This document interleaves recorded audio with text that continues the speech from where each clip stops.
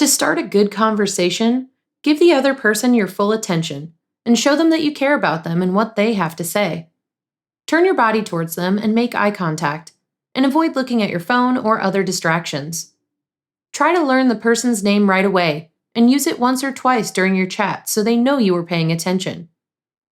One great way to show your interest and encourage them to talk is to ask open-ended questions.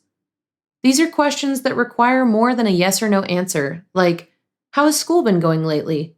Or, "What do you recommend on the menu here?"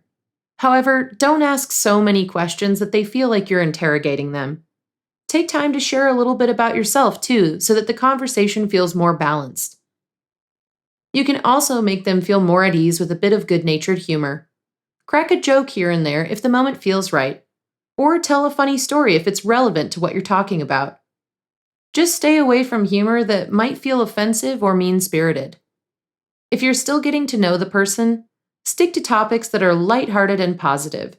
Avoid talking about anything controversial, upsetting, or overly personal, since it could make the conversation turn awkward. Also keep in mind the setting and your relationship to the person. For instance, if you're striking up a conversation with an attractive stranger at a party, it's okay to flirt a little, as long as they seem into it. On the other hand, you'll probably want to keep things a little more professional if you're chatting with a coworker in the office.